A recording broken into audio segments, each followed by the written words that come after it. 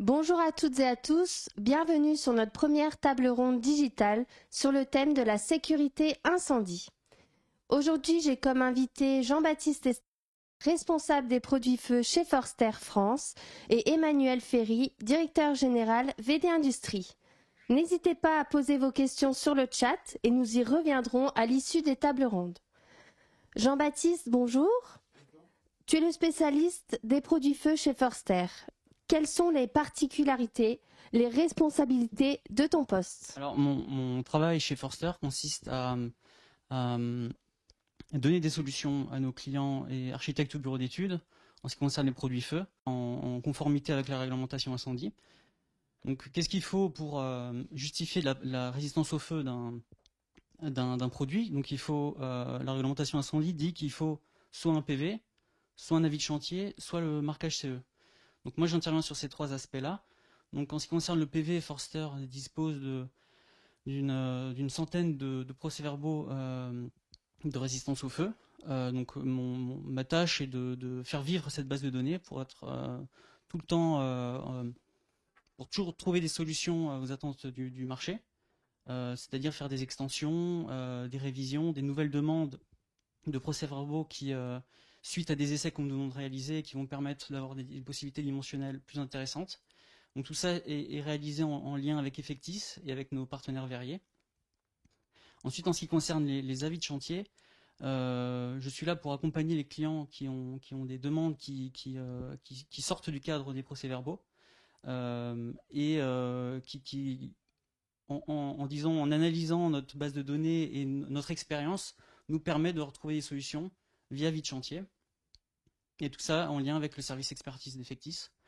Ensuite, en ce qui concerne le CE, via donc l'association Socotec Forster, donc qui est une association qui aide nos clients métalliers à gagner en compétences sur les sujets du feu et qui délivre une marque Sécuflamme, donc qui est un gage de qualité et de connaissances sur la matière du feu. Donc bien entendu, VD Industrie est titulaire.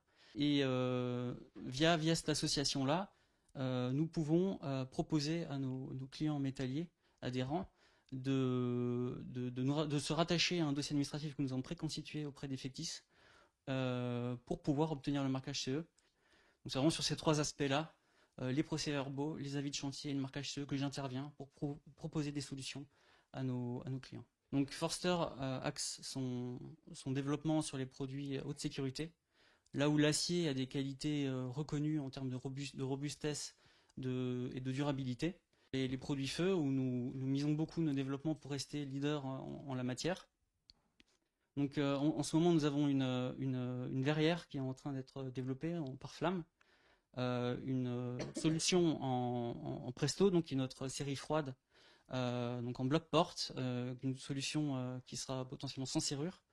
Et pour finir, une version XS de l'Unico, donc l'Unico qui est notre produit qui est destiné aux menuiseries extérieures, donc qui est à rupture de pont thermique. La version XS est donc avec des masures beaucoup plus fines, donc qui correspond à une demande croissante de la part des architectes, d'avoir une solution en type industriel très fin, donc pour les menuiseries extérieures, que ce soit en cloison vitrée ou en fenêtre. Nous avons eu de beaux projets avec ce produit-là, notamment la Samaritaine ou la gare de Saint-Omer. L'organisation Forster a récemment été modifiée. Peux-tu nous en dire un peu plus? Donc la reprise en direct de l'activité de distribution Forster en 2020 est un grand virage stratégique et qui nous a permis de nous rapprocher de nos clients et de nos partenaires.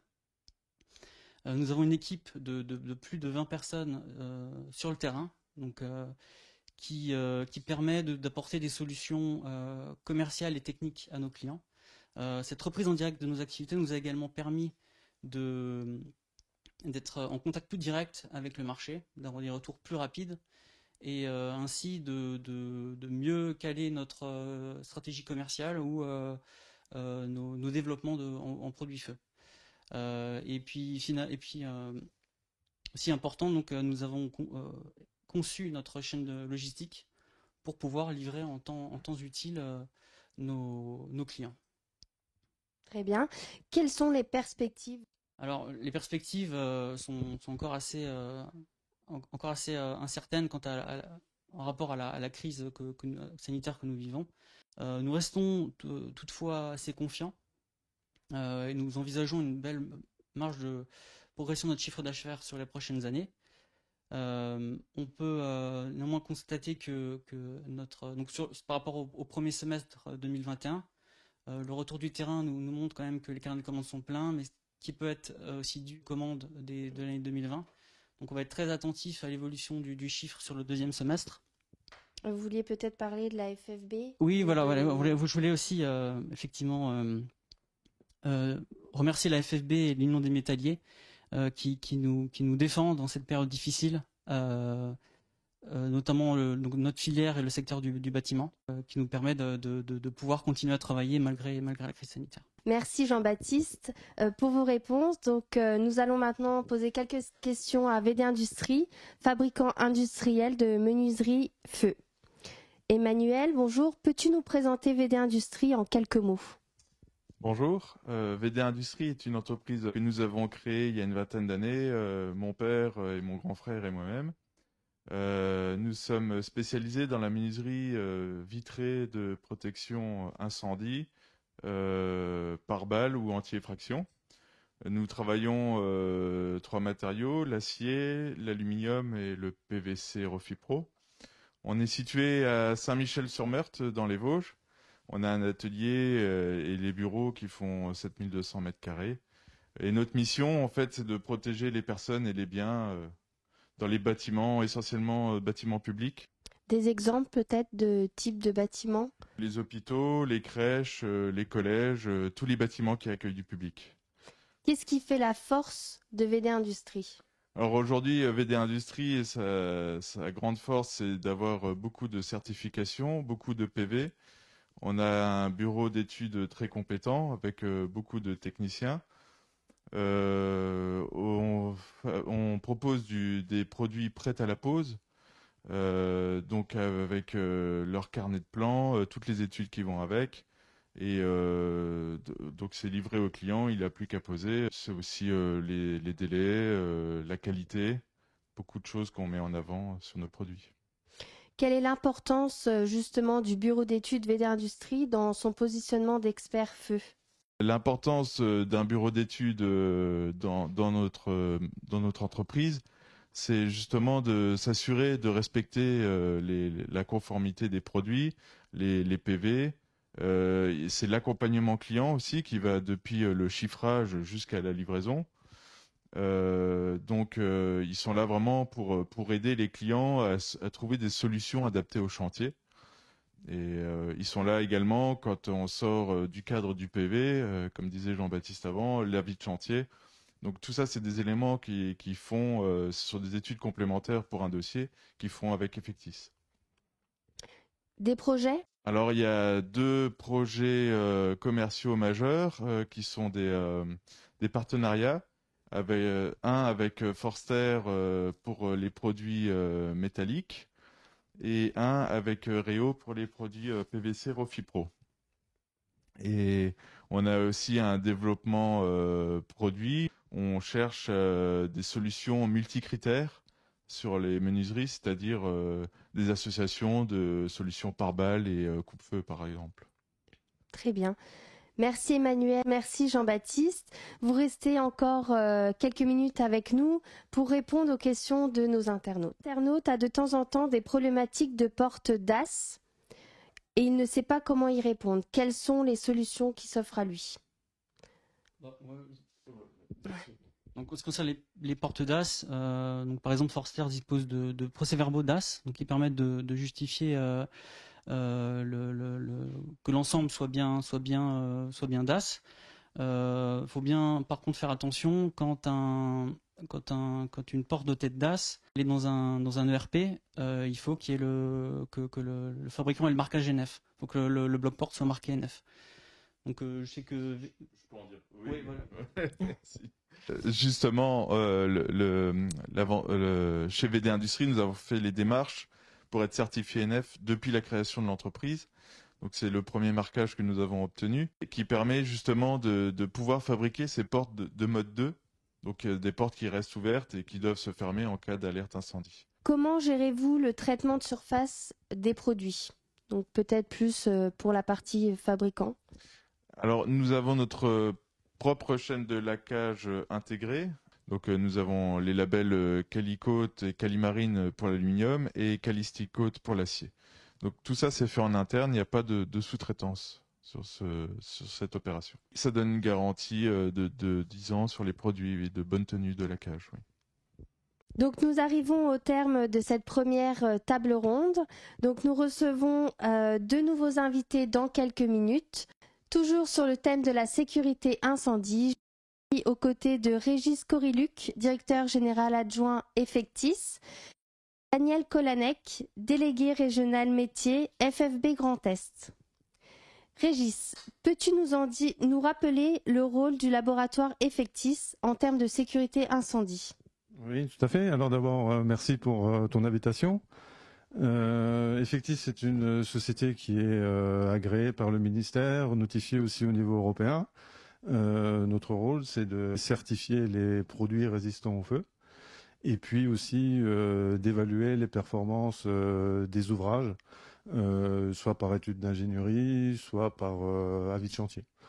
Donc en fait, on a un rôle global au niveau de la certification et des performances de résistance au feu qui va de l'essai en laboratoire, en passant par le contrôle de fabrication en usine ou dans les ateliers, la certification des produits, et puis aussi les avis d'experts pour les éléments d'ouvrage et l'incorporation dans les bâtiments. Voilà. Merci. Quelle est l'actualité du moment sur la métallerie feu? Alors si on s'intéresse aux événements qui ont eu lieu, c'est essentiellement l'arrivée du marquage CE. Marquage CE alors qui est en vigueur pour les portes d'issue de secours et aussi pour les portes extérieures résistant au feu.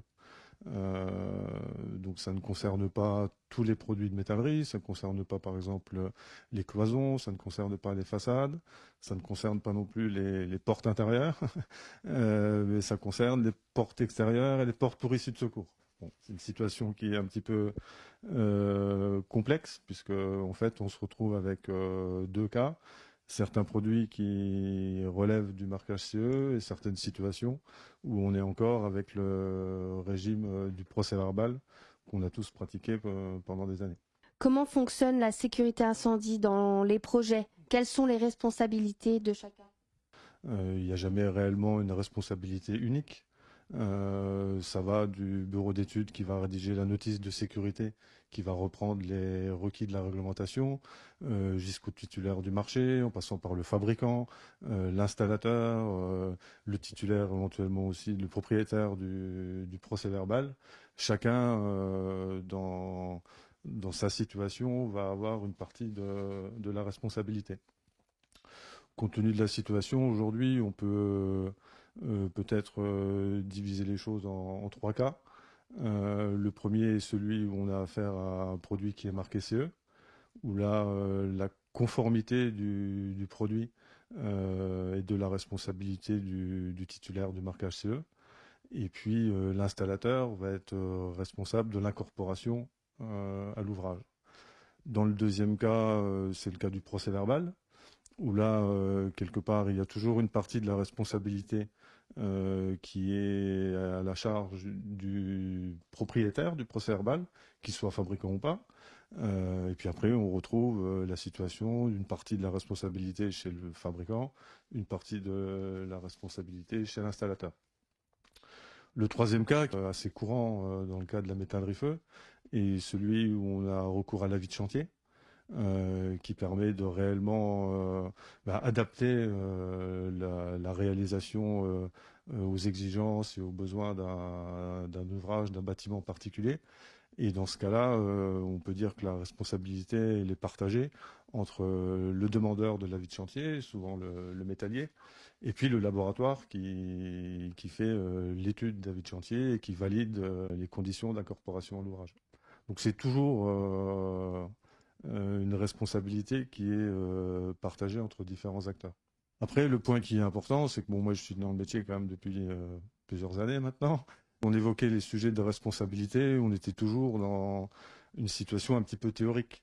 Et malheureusement, on doit quand même regarder l'actualité récente, notamment les incendies qui a pu avoir lieu dans certains ouvrages. Celui qui a fait le plus l'actualité, c'est la tour Grenfell à Londres, où on a beaucoup parlé de la problématique de la façade.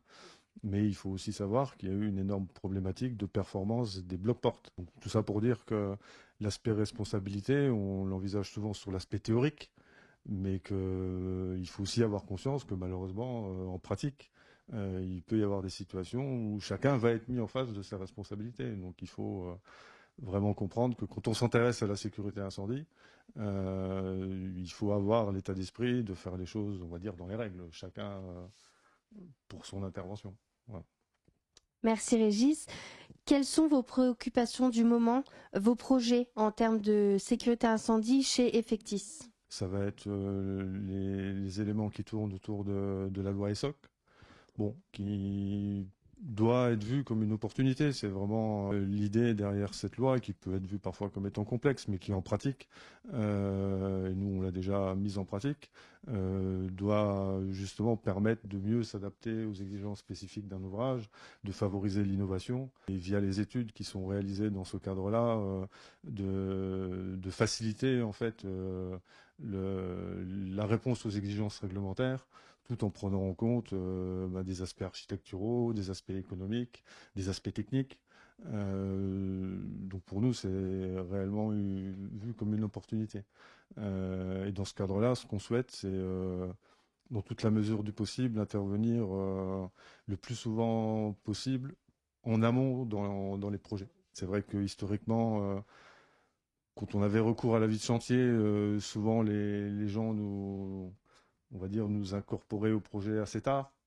Et là, le travail qu'on essaie de faire depuis maintenant plusieurs années, c'est de faire comprendre aux différents intervenants d'une construction, de l'acte de construire, que le plus tôt on sera intégré au projet, plus on aura l'opportunité de faciliter les choses, une fois de plus, tant d'un point de vue technique que éventuellement aussi d'un point de vue économique. Merci Régis pour Merci. ces réponses. Daniel, c'est à vous. Donc, en tant que délégué régional métier à la FFB Grand Est, peux-tu nous faire un point rapide sur le marché du bâtiment ? Oui, bonjour à toutes et à tous. Merci Laura pour l'invitation et à l'entreprise. Je représente la Fédération française du bâtiment un peu sur toutes ces strates, puisque je suis le délégué régional au niveau de la Fédération Grand Est, mais je représente aussi la Fédération départementale des Vosges et l'Union des métalliers, qui est notre union de métiers qui travaille justement sur tous les sujets de veille technique et réglementaire dont on parle sur la protection incendie.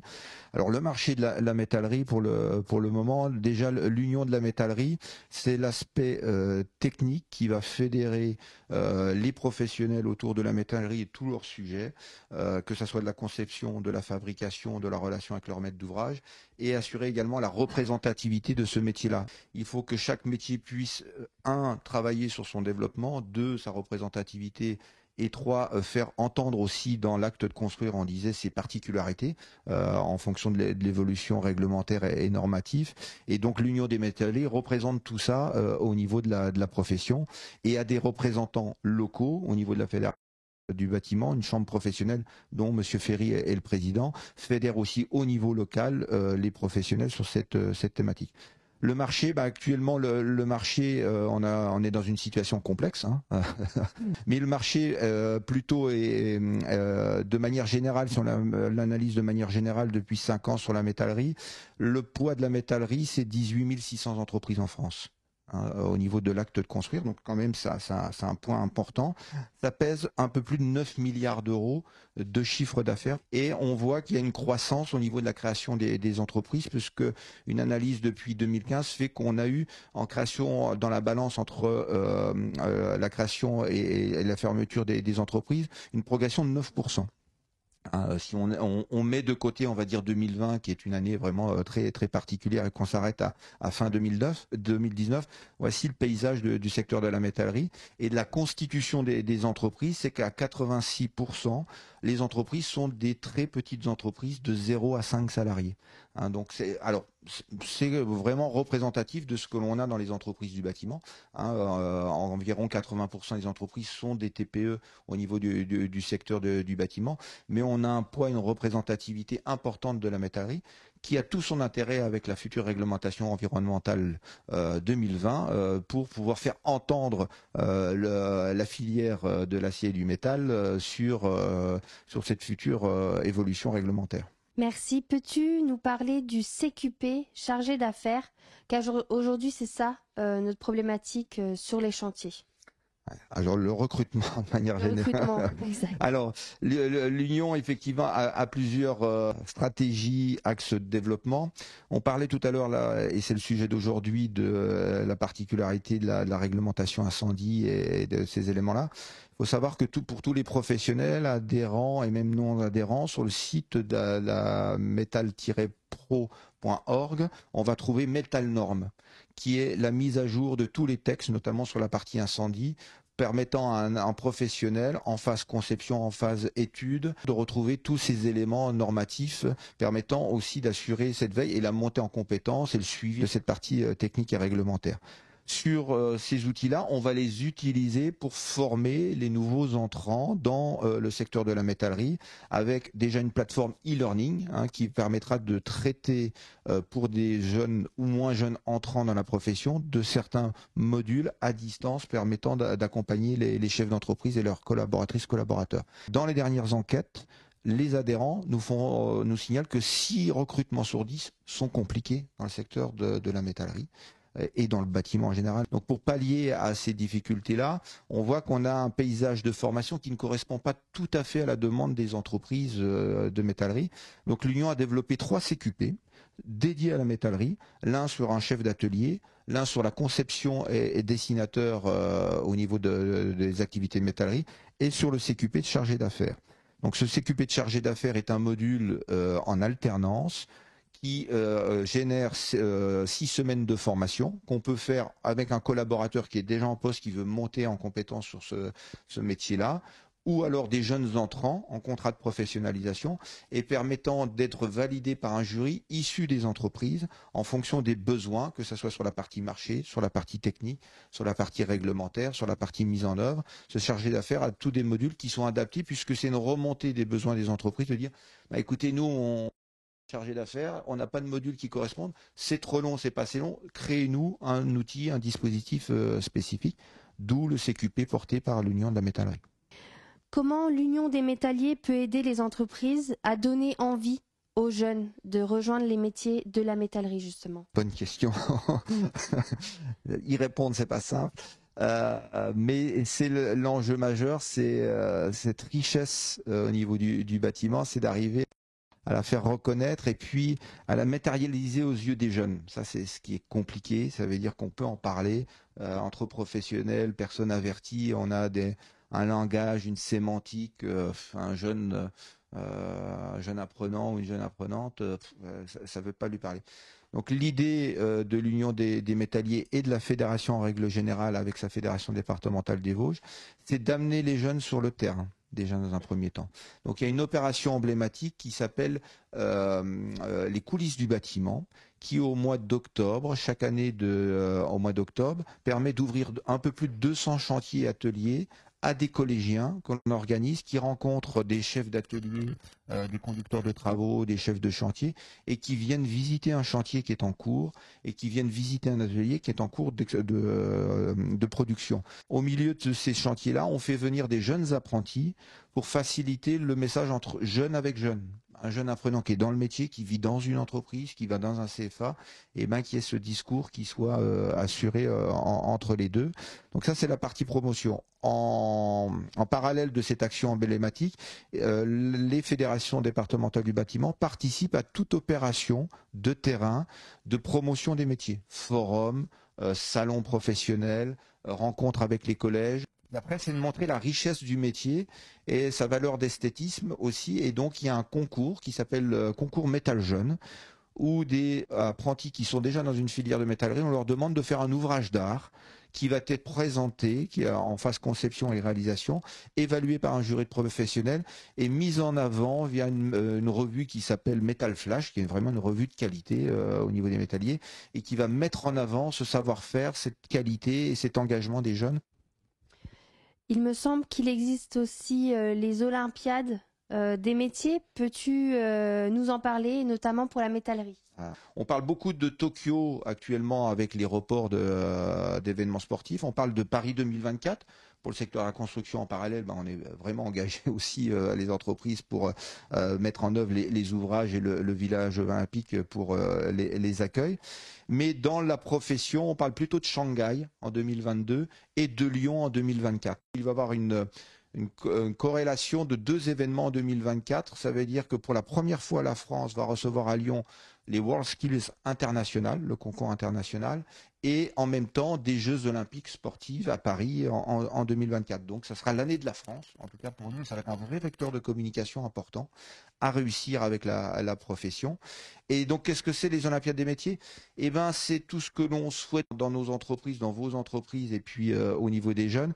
C'est déjà l'engagement, la volonté de jeunes qui veulent aller vers l'excellence des métiers, la qualité technique qui sont importantes ici par rapport à cette démarche-là. Le fair play aussi, on s'oppose mais on est de la même famille, on s'affronte symboliquement. Et puis c'est également de montrer l'excellence et l'engagement des jeunes. Souvent on dit que les jeunes ils sont pas motivés. Et bien là on a une vitrine qui nous permet de montrer qui s'engagent, qui sont motivés, qui ont moins de 22 ans et qui veulent vraiment rentrer, embrasser cette carrière dans les métiers du bâtiment. Et c'est la plus belle vitrine que l'on peut avoir par rapport à ça. Et les métalliers, pour donner encore un peu plus d'essor à cette démarche-là, eh ben, ils ont mis en place un système de dons auprès des professionnels et des partenaires pour pouvoir donner encore plus de moyens aux jeunes qui va représenter la métallerie en 2022. Alors pour le moment, on n'a pas encore notre champion, on va dire, puisque comme il y a eu un report, donc on va connaître notre champion de la métallerie en France fin d'année civile 2021. Mais c'est aussi de lui donner tous les moyens dans sa préparation de réussir pour qu'il soit le mieux préparé à ce concours et qu'il représente la métallerie au niveau international. L'ambition, c'est le podium, on vise la première place, mais vraiment l'ambition, c'est que notre jeune métallier, notre jeune champion soit médaillé sur Shanghai 2022 et surtout 2024 aussi derrière dedans, en visée. Merci Daniel pour ces réponses. Merci Régis. Donc nous terminons ces 2 tables rondes avec une série de questions posées par nos internautes. Donc tout de suite pour vous, Daniel, qui peut s'inscrire aux WorldSkills? Alors tout jeune de moins de 22 ans, que la personne soit en contrat d'alternance, professionnalisation, apprentissage ou lycéen, dans une filière donc avec une activité dans la métallerie, peut s'inscrire directement. Le plus simple, c'est de passer par son établissement de formation, ou si on est salarié d'entreprise et qu'on n'a plus d'établissement de formation, c'est de passer par son organisation professionnelle, en l'occurrence la Fédération du bâtiment, pour pouvoir orienter et donner le formulaire d'inscription. Le recensement se fait au niveau régional par le conseil régional. Donc pour les personnes intéressées, peut-être quelqu'un à contacter ou un site internet, un numéro? Le plus simple, c'est d'appeler la Fédération départementale des Vosges, Delphine Grévis, qui est en charge de la promotion des métiers, qui pourra répondre et renseigner à ce sujet-là. Merci. Seconde question, comment devient-on un spécialiste de la sécurité incendie? Merci Régis. En fait, il n'y a pas réellement de formation universitaire complètement dédiée à cette activité de sécurité incendie. Nous, c'est Effectis, on a une grande majorité de nos embauches qui se font en sortie d'école avec des débutants, soit niveau licence professionnelle, ingénieur pour les gens qui sont plutôt en charge des essais, soit un minima ingénieur, voire formation scientifique encore un petit peu plus poussée pour la partie ingénierie. Et l'expertise, en fait, c'est nous qui formons nos propres experts par tutorat, par relais, avec les experts déjà présents. Donc en fait, l'enjeu pour nous, c'est essentiellement des embauches de débutants et puis la fidélisation des personnes. On a une grande partie de collaborateurs chez nous qui sont là depuis 5, 10, 15 ans et qui ont fait évoluer leur niveau d'expertise en interne de manière à devenir, on en a quand même plusieurs, des experts reconnus au niveau européen. Voilà. Merci. Pour Daniel, faut-il obligatoirement que l'entreprise soit affiliée à la FFB pour que les salariés puissent participer au concours des métiers? Non, pas du tout. Alors le concours, je pense que derrière la question, c'est le concours Métal Jeune qui est visé, je pense. En tout cas, je pense celui dont on a parlé. Voilà, il n'y a pas besoin d'adhésion ou d'appartenance à la Fédération du bâtiment. C'est ouvert à tous les établissements. Chaque filière de métallerie reçoit de la part de l'Union une invitation à concourir. Et donc un jeune ou un moins jeune qui souhaiterait, avec son établissement, s'engager dans ce concours-là, revient directement auprès de auprès de son établissement de formation, son enseignant, voilà, ou son formateur qui aura l'information. Si celui-ci éventuellement n'était pas en capacité de répondre, on se retrouve sur le site effectivement www.metal-pro.org. Il y a un chapitre complet sur le concours Métal Jeune et on retrouvera tous les renseignements sur ce site internet. Merci Daniel, merci à tous les deux. Merci à vous d'avoir suivi ce chat live en direct et à bientôt pour de nouvelles tables rondes. Bonne journée à toutes et à tous.